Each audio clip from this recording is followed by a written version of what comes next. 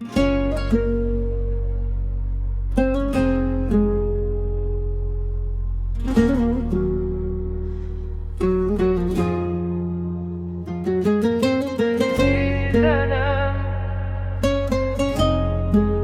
sözler senedir.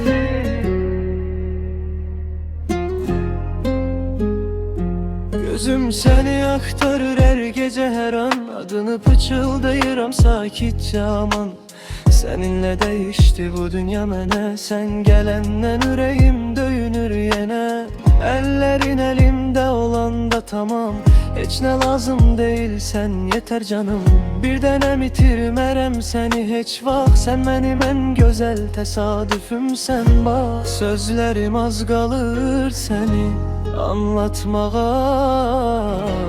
Her şeyim oldun sen, inan buna da. Gülüm seni bırakmaram hiç zaman. Canım senle güzeldi bu hayatım. Bir denem yüreğim senle döyünür.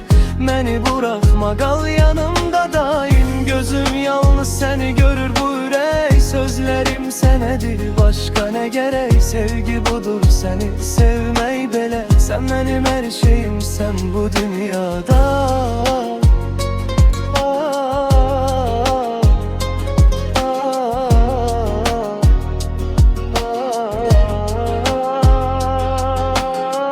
Hayat süratli ama senle yavaş. Seninle her saniye olur başka bir savaş. Sevgi diyenler çoktu ama hisseden az. Ben sana bakanda itirem bütün taraz. Yoktu senden başkası bu yüreğde yer alan. Senin adın yazılı berdöyünen an. Gülüşün derman kimi sağaldır beni. Ben seni seçmişem değişmerem seni. Eğer bir gün yolumuz çetin olsa da tut elimden bırakma asla. Biz yazar öz hikayemizi. Sevgiyle dolu her satırı. Gülüm seni bırakmaram hiç zaman. Canım senle tamamdı bu hayatım. Bir denem yüreğim sen hele döyünür.